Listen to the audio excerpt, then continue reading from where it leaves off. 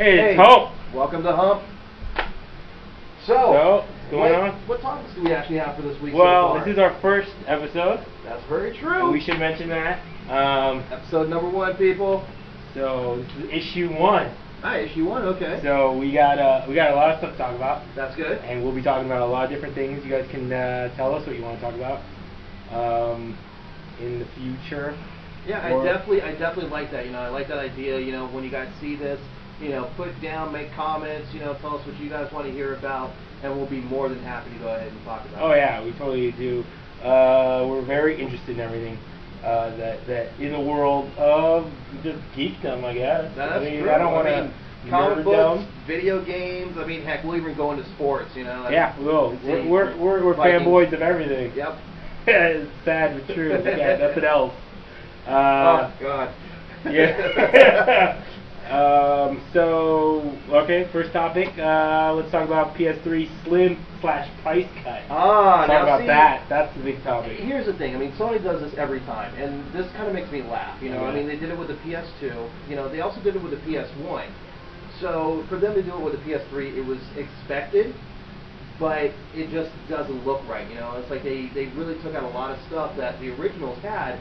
Like the PS3 60 gig and the 20 gig. I'm sorry, the 40 gig, the 60 and the 40. They took out a lot of stuff from that. Now it's all software based. They don't have like the same backwards compatibility. And the whole mat covered style, it doesn't really flow with me. I do like the drop in price though. I like the drop in price, and I knew it was necessary and imminent. Fact is, PS2 is still outselling them. Xbox and Wii are killing them. They needed it badly. We were expecting it a long time ago. Didn't happen. It's still kind of pricey to some people, but I'm thinking this is your best bet. Maybe wait a couple more months. If you've already been hanging on, hang on a little longer. I'm sure Black Friday's around the corner. That's true. November. 200, 250. You can find it. I think that's a good for Sony. Now, here's the thing though, going against Sony right now, is that Microsoft is still kind of hush-hush, and people are kind of squashing it a little bit. But Microsoft with the Elite, with 120 gigs, they may actually drop the price on that too. That would be good. Keep in mind, this is not, for sure. It's a possibility, So if they drop that down to $299, Sony's going to be looking at it. It's not going to be looking good for them. It's going to be hurting, but that would be awesome for anyone who hasn't gotten the Elite. Unfortunately, I already bought that. It's moot for me, but it's good for everybody else. Yeah, definitely it's good for everybody else, especially since Microsoft has that 54.2% failure rate with the red rings of death. But people still buy them. They're like, send it in, get it fixed, get another one back, and they still go out and buy another one just in case. But that was a little off topic. So, but definitely, I love the price cut on the PS3, and I just not really thrilled about that whole slim design though. That's what we're gonna be stuck with, I guess, from now on. The next topic is, of course, something that everyone's been probably reading, Blackest Night. Ooh, good Everybody reading this? Everybody else? I am. I know you are. Oh, most definitely. Very excited. That whole, just even the lead up to it, going with the Sinestro Wars, going into it's been a long time. It's been a long time coming.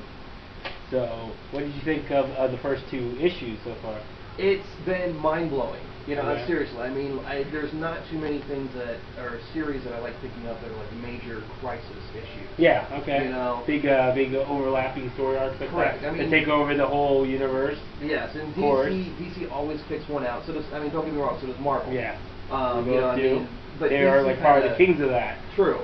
DC was kind of getting a little away, or not a little away from it, but a little too heavy into it. Oh yeah, but most then definitely. It all climated at Blackest Night, so it brings back a lot of their other crisis issues for the people that have died, and bringing it back. People who have actually followed along for the last few years, they get some payoff here. Yes. You get to see a lot of other characters come back that you said what the hell happened to them, and they're back. And it makes it very interesting. Anyone can become one of these. It's pretty scary and horrible for actual characters. That is true. They have to face their foes and their friends as well. And that's been dangerous too. Even the opening part of Blackest Night 1, that was just, you saw it automatically happen. And a little bit of spoiler for people if you haven't read it yet. you know, you're going to see Hawkman and Hawkgirl get taken down and get turned into the Black Lanterns. So, I mean, automatically you're seeing something big and heavy coming out just from the first book. Well, I'd be surprised if anybody isn't reading this. But shout out to the people at Crush. Oh, yes, enjoyed Crush them. Comics. Yes, Crush Comics, Castro Valley. You guys, thank you. You guys are always very nice. They gave me a Black Lantern ring. Can you believe this? Oh, yeah, this is actually kind of cool. You picked this up with the first issue. Look at this. I don't know if you guys can see it. There goes the camera. Oh, no, it's too close. It's too close. There it goes, a little farther. This is pretty badass. So, as you can see here, he's already picked his side. Yes, I have my side. You have your own side. I've actually picked my side already, yes. and it's been something long coming, so hold on. Hold on, this is worth it. Let me grab this. This is worth it. Look at this. This is amazing plastic. As you can see here, you're just showing off. I actually wound up going with the Sinestro Corps with the Yellow Lantern, so that's something that, you know, I love. Yes. So we both chosen a side. I've chosen the winning side, as you can tell. They're currently winning. Well, yeah, as of right now, they are. I mean, they got the largest amount of members. Yes, they do. So if you die, you become them. So anyone can be them. So that's the kind of the weird part, but very cool. Most definitely. All right. Let's see what else we got. You want to talk about your Brett Favre thing or the Michael Bay thing?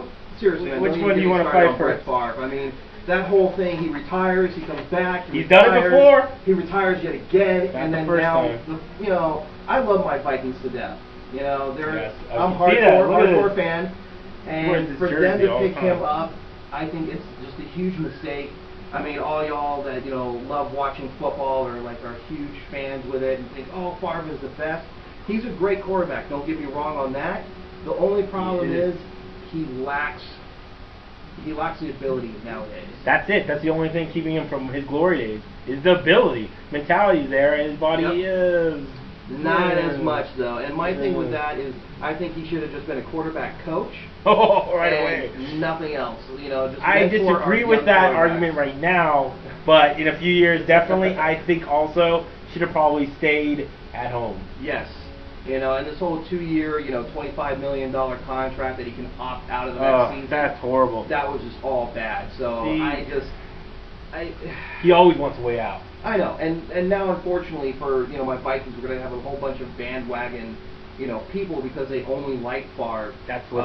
So you know, they're only just going to be going there just to see. Just like last year, went on to the Jets, and then they're off the Jets. Now they're on the Vikings.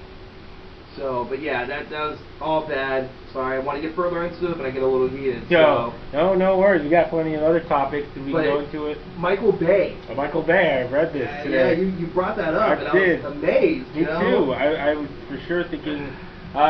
For all people that know, Michael Bay directed the Transformers movies. Whether you guys like them or not, they're still giant robot movies, which is awesome. I mean, even if the film, especially the second one, which I didn't quite enjoy as much, but it's still a giant robot film, and you still get enjoyment out of that. Oh yeah, and, I mean, come on, Megan Fox. No, seriously, you're correct on that, sir. So I mean, you can't. I'm not going to go wrong with that. Shia LaBeouf, he's there. I don't know. We don't care about him anymore. He's just in those films. I have no idea why.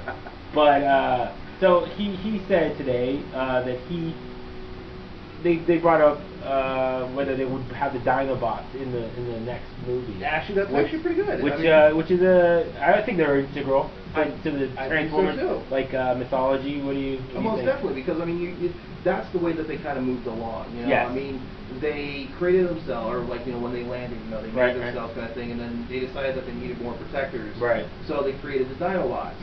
And I think for the third movie, that would actually be a really good segue. Oh, I apologize. Continuation of the series. Yes, no, I agree with you completely. I like the Grimlock. Grimlock. Yeah. Oh, I do like Slash. I like Slash. So, but I just think he said he didn't like them. He thought they were stupid. He hated them. In fact, he actually said,